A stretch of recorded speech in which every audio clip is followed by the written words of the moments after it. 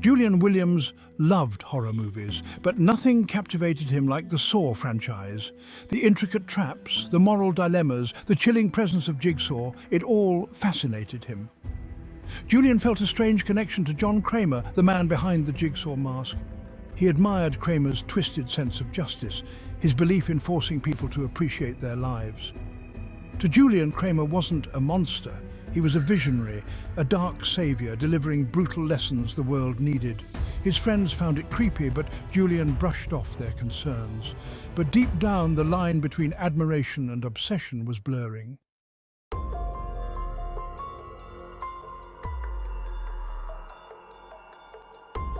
Julian devoured every bit of information he could find about the Saw universe. He scoured online forums, debated fan theories, and even began sketching his own trap ideas. He envisioned elaborate contraptions designed to test the human spirit, to push people to their absolute limits. His fascination spilled into his everyday life. He started seeing the world through Jigsaw's eyes, noticing the flaws in people, the poor choices they made, the wasted potential. His girlfriend Katheran grew increasingly concerned. She loved Julian's passion, but his obsession with Saw was becoming all-consuming. "It's just a movie, Kath," he'd say, his voice taking on a distant, almost chilling tone.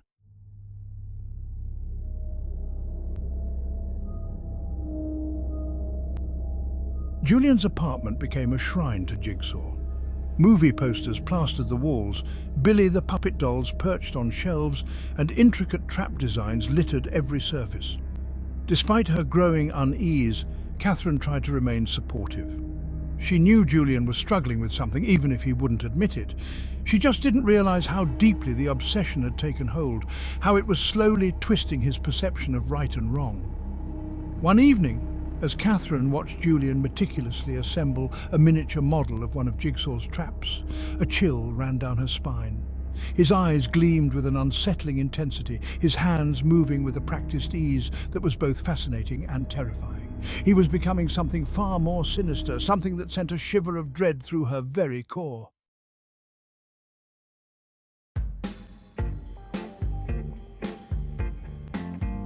The night air was thick with humidity, the streetlights casting an orange glow on the wet pavement. Julian and Katheran walked hand in hand, their laughter echoing softly in the stillness. They had just seen the latest horror flick. Not a Saw movie, to Katheran's relief, and were engrossed in a lively debate about the ending. Katheran shivered, pulling her jacket tighter around her. "Maybe we should have taken a cab," she said, her gaze darting nervously down the increasingly deserted street. Julian squeezed her hand reassuringly. "Don't worry, Kath," he said, his voice calm, despite the uneasy feeling that had begun to prickle at the back of his neck.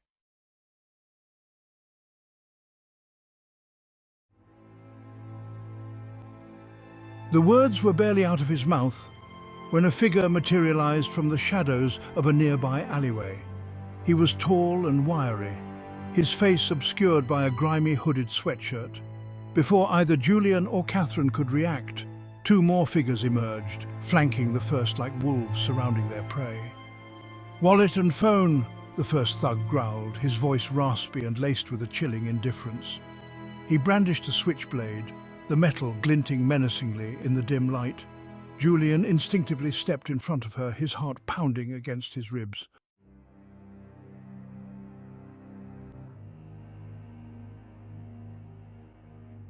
But the thugs were beyond reason.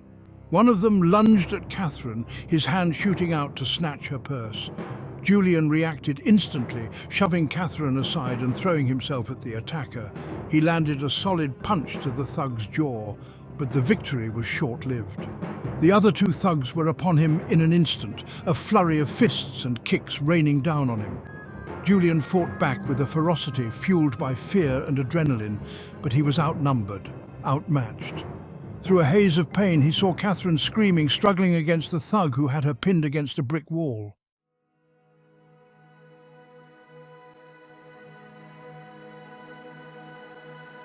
A deafening blast split the night. Katheran's scream died in her throat, replaced by a choked gasp. Time seemed to slow to a crawl as Julian watched in horror, his vision tunneling as Katheran crumpled to the ground, a crimson stain blooming on her chest. The thugs, momentarily stunned by their own violence, exchanged panicked glances. Then, with a flurry of curses and threats, they melted back into the shadows, disappearing into the labyrinthine alleyways as quickly as they had come. Julian crawled towards Katheran, his hands shaking uncontrollably.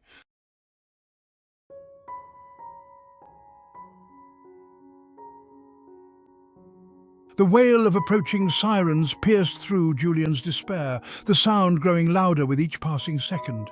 He clung to Katheran, his tears mingling with her blood, his mind a chaotic jumble of denial and disbelief. It couldn't be real. It couldn't be happening, not to Katheran. The flashing lights of police cars sliced through the darkness, momentarily blinding him. He felt hands pulling him away from Katheran, heard voices shouting urgent, incomprehensible words. The world around him swirled, the flashing lights and frantic voices fading into a distant, muffled roar.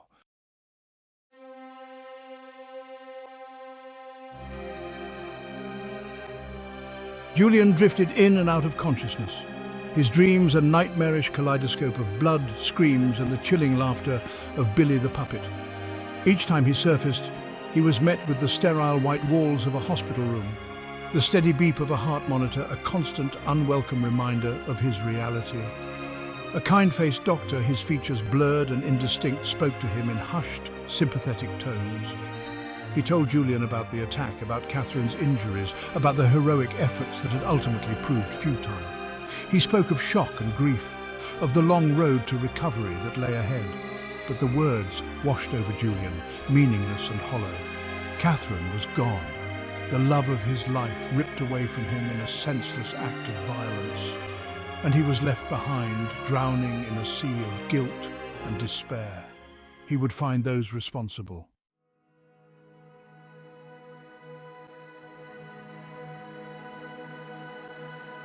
The sterile white walls of the hospital room seemed to close in on Julian, suffocating him with their antiseptic scent and the weight of his loss. The steady beep of the heart monitor mocked him, a constant reminder that his own heart still beat while Katheran's remained forever silent. He had never known pain like this, a raw, visceral ache that seemed to consume him from the inside out.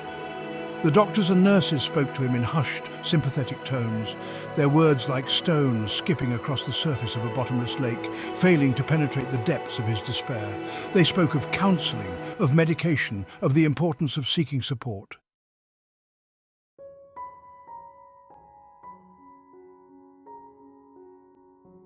Upon his release from the hospital, Julian retreated into himself, seeking solace in the confines of his apartment, now a painful reminder of the life he had shared with Katheran. The silence was deafening, broken only by the ticking of the clock on the wall, each tick a hammer blow to his already shattered heart. He moved through the motions of daily life like a ghost, his body present but his mind lost in a fog of grief and anger. He avoided contact with friends and family, their well-intentioned words and gestures of sympathy only serving to amplify his pain. He found himself drawn back to the remnants of Katheran's presence, a stray hair elastic on the bathroom counter, a half-finished knitting project on the coffee table.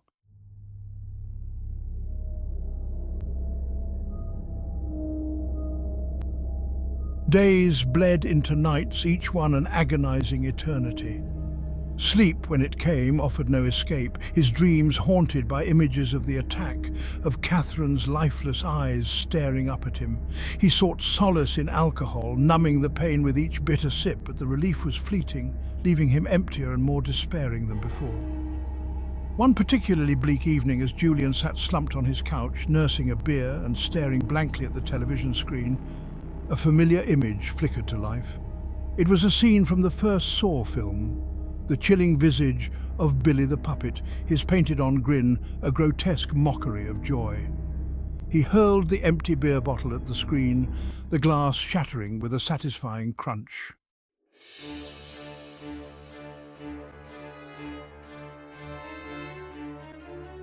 As Julian stared at the shattered screen, a strange calmness settled over him.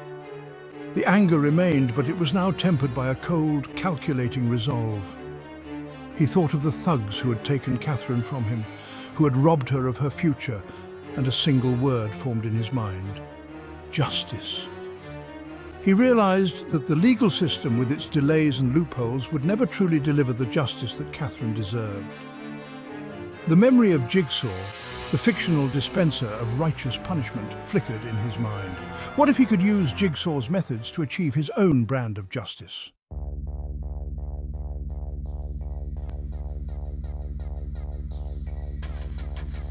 The idea, once planted, took root in Julian's mind with the tenacity of a weed, growing stronger with each passing day.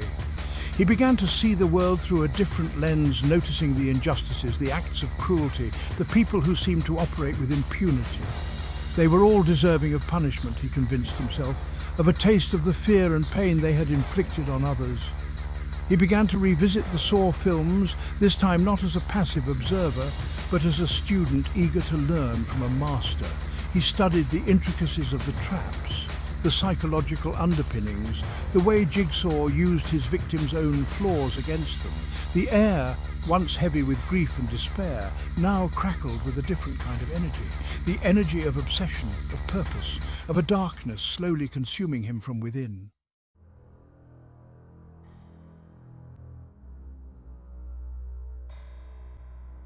Julian knew he couldn't bring Katheran back. That realization, while agonizing, had also brought a chilling clarity. He couldn't change the past, but he could shape the future.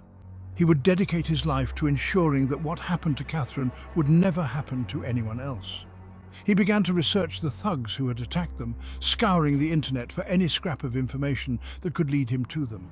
He learned their names, their haunts, their criminal histories.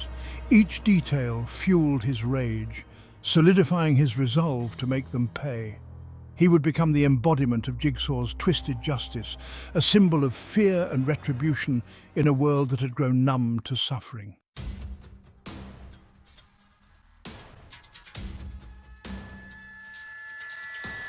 Julian's apartment, once a sanctuary of love and shared dreams, now resembled a macabre workshop, the air thick with the scent of sawdust, metal shavings, and a strange, unsettling sweetness that lingered like a phantom. The walls, once adorned with photographs and artwork, were now plastered with sketches, diagrams, and newspaper clippings, a chilling testament to his growing obsession. He spent hours poring over his collection of Saw films, dissecting each trap with the meticulousness of a surgeon, his fingers tracing the lines of blueprints he had drawn himself. Each trap, he realized, was more than just a gruesome spectacle. It was a meticulously crafted puzzle, a moral test designed to exploit the victim's deepest fears and force them to confront the consequences of their actions. He meticulously documented their crimes, their vices, their weaknesses, compiling a dossier for each one, his handwriting growing increasingly erratic, almost manic, as if possessed by a dark inspiration.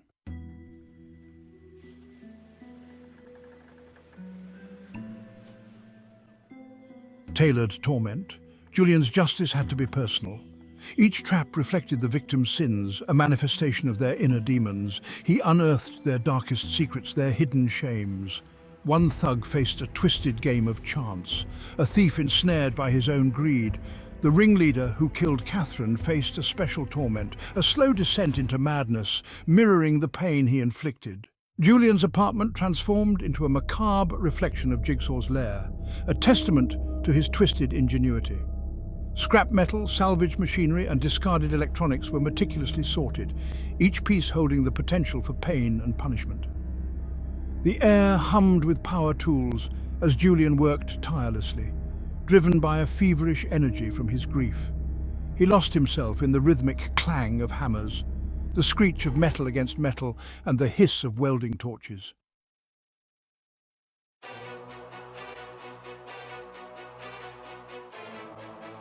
Section 4, Honing His Craft. Julian's initial attempts at trap-making were clumsy, his inexperience betraying him at every turn. Mechanisms jammed, timers malfunctioned, and materials proved inadequate for the stresses he subjected them to. But he refused to be deterred. He studied his failures, learned from his mistakes, and refined his designs with each iteration, his skills growing sharper with every passing day. He devoured online tutorials, mastering the intricacies of electrical wiring, mechanical engineering, and even rudimentary chemistry. He experimented with different types of blades, studied the effects of various poisons, and learned how to manipulate pressure points to inflict maximum pain with minimal effort.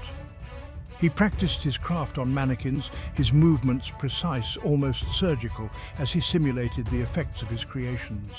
A twisted smile would sometimes flicker across his lips as he imagined the terror in his victims' eyes, the desperate struggle for survival, the inevitable moment of reckoning.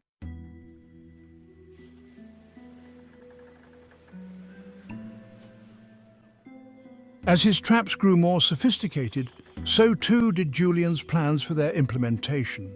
He meticulously mapped out the layout of his apartment building, identifying potential locations for his games of death. He studied the routines of his neighbors, noting their comings and goings, their vulnerabilities, their unwitting roles in the grand scheme he was orchestrating. He began leaving cryptic messages and unsettling symbols around the building, a trail of breadcrumbs leading his targets to their inevitable fates. He hacked into security cameras, disabling feeds, creating blind spots that would allow him to operate with impunity. Julian reveled in the role of the unseen puppet master, manipulating events from the shadows, his victims mere pawns in his twisted game of justice.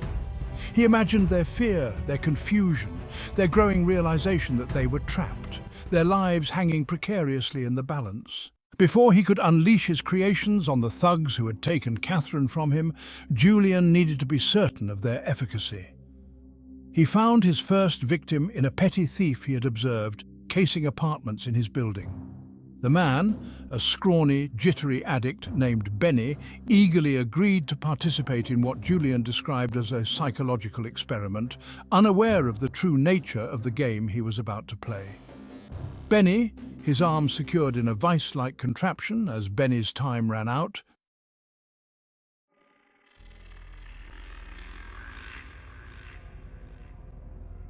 Benny thrashed wildly against the restraints, his eyes bulging with a mixture of pain and terror.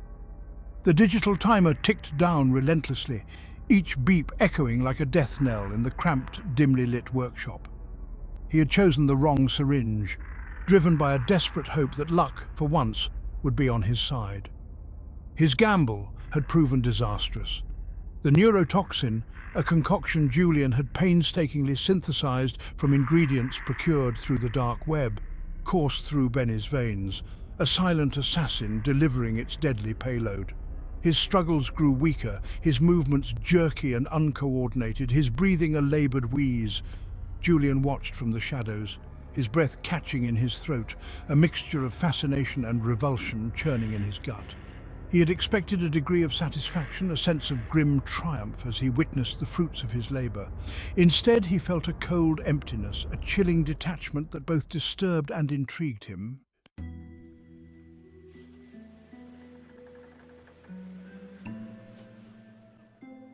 With Benny's lifeless body disposed of and his workshop meticulously scrubbed clean of any incriminating evidence, Julian turned his attention to the main event.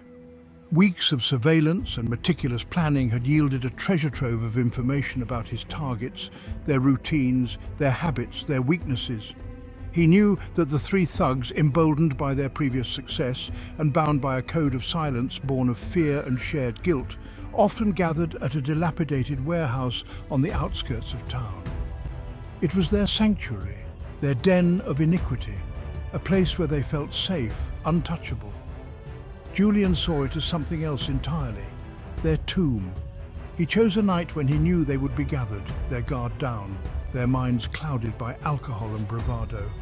He disabled the security cameras, cut the phone lines, and tampered with the electrical system, plunging the warehouse into darkness, transforming it into a labyrinth of shadows and unseen dangers.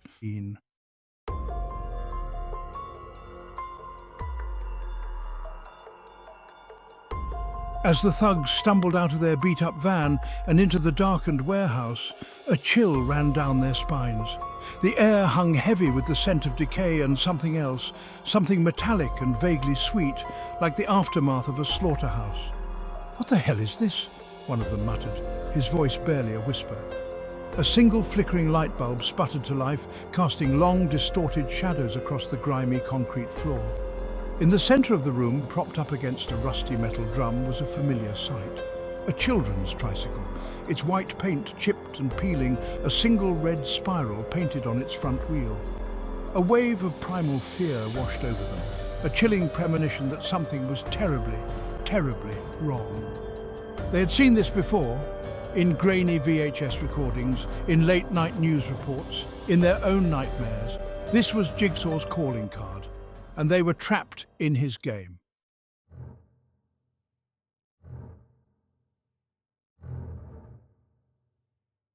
Panic surged through the thugs' veins, a potent cocktail of adrenaline and terror. They exchanged panicked glances, their bravado evaporating like mist in the face of this unseen, unknowable enemy. The silence in the warehouse was deafening, broken only by the creaking of unseen machinery and the frantic pounding of their own hearts. "What do we do?" one of them whispered, his voice trembling. "Shut up." "This is a joke, right?" another hissed, his eyes darting nervously around the room. "Someone's messing with us." But deep down, they knew the truth. This was no prank. This was real. They had stumbled into a nightmare, a carefully orchestrated game of death, designed by a mind far more cunning, far more twisted than their own.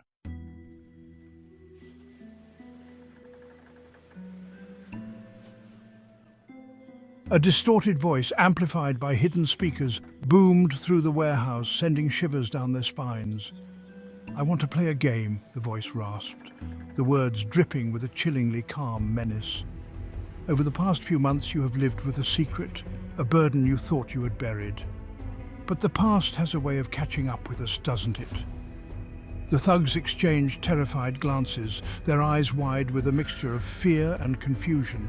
Who was this voice? What did he know? "Each of you has a role to play in this game," the voice continued. "A chance to atone for your sins, to prove that your lives have value. But be warned, the choices you make will have consequences. Choose wisely."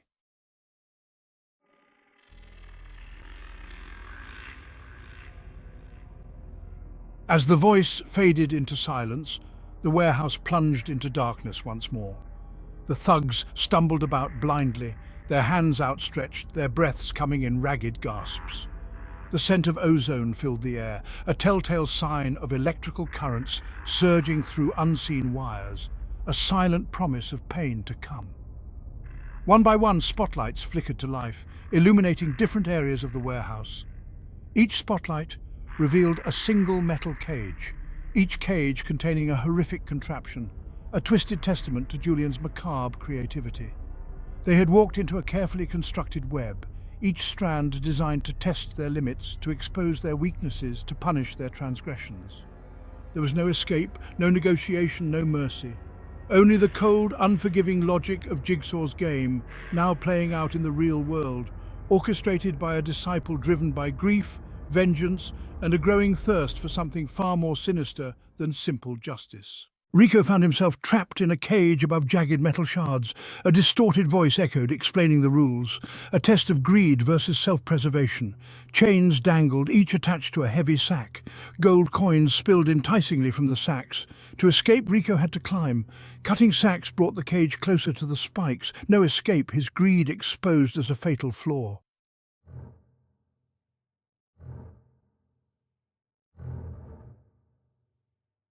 Victor found himself strapped to a metal chair, his massive arms secured by thick leather restraints. A single video monitor flickered to life, the distorted image of Billy the puppet filling the screen. The mechanical voice spoke of Victor's violent past, of the countless lives he had shattered. A metal press descended slowly towards his hand, a physical manifestation of his fear. He thrashed against the restraints, but his struggles were futile.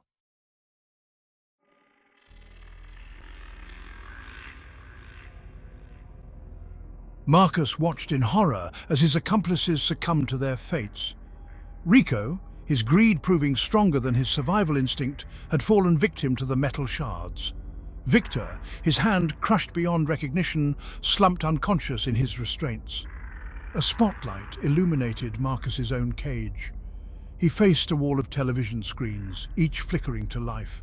The screens displayed the last moments of Julian and Katheran. A wave of nausea washed over him, the weight of his actions crashing down. The past had caught up with him, and his reckoning was at hand. Hidden in the shadows of the warehouse's control room, Julian watched as Marcus succumbed to despair. He had rigged the final trap with a cruel twist. There was no escape, no puzzle to solve, no opportunity for redemption. A cold, unfamiliar sensation washed over Julian as he witnessed Marcus's breakdown. Instead, he felt a strange sense of detachment, a chilling satisfaction in knowing he had orchestrated this moment.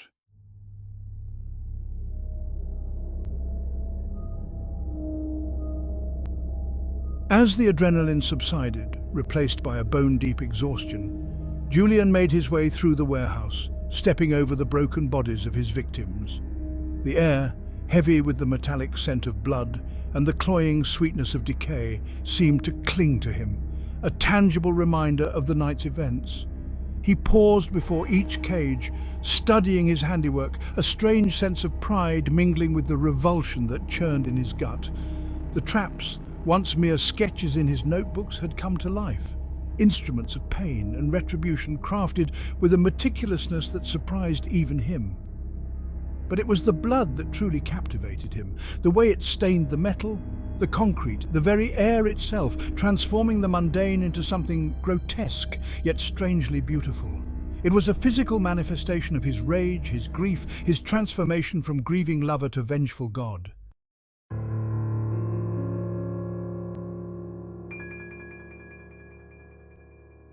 As dawn painted the sky in hues of grey and purple, Julian made his way out of the warehouse, leaving behind a scene of unimaginable carnage.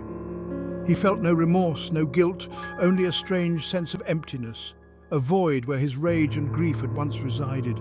He knew he could not stop here. The world was filled with people like Marcus and his thugs, people who operated outside the boundaries of law and morality, people who deserved to be punished, to be tested, to be reminded of their own mortality. And so Julian embraced his new identity, the mantle of Jigsaw settling upon him like a shroud. He would become a symbol of fear, a bringer of chaos, a dispenser of twisted justice in a world that had grown complacent in its own suffering. He had tasted blood, and he craved more. The game had just begun.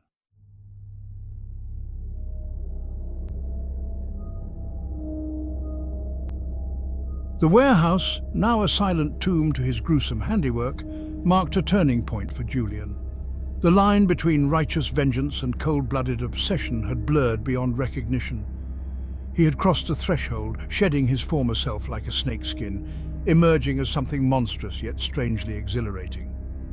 The meticulous planning, the intricate traps, the calculated manipulation, it all fueled a dark satisfaction that chilled him to the core, yet drew him in deeper.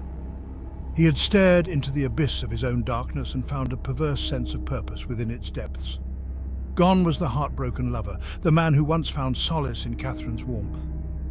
In his place stood a twisted reflection of John Kramer, a self-proclaimed arbiter of justice, believing himself to be a shepherd, leading the morally bankrupt to a brutal baptism of self-awareness.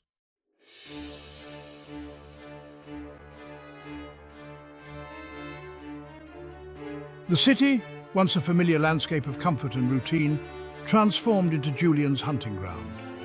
News reports, initially dismissive of the warehouse massacre as a gangland execution, soon buzzed with whispers of a new player in the criminal underworld. Whispers of intricate traps, cryptic messages, and victims chosen with chilling precision sent shivers down the spines of even the most hardened criminals.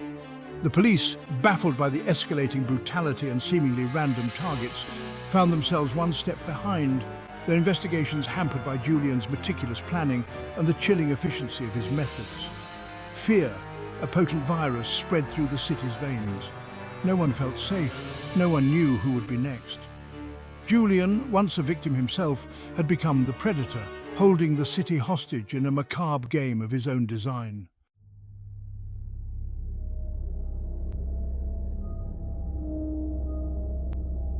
As Julian's reign of terror escalated, so too did his legend.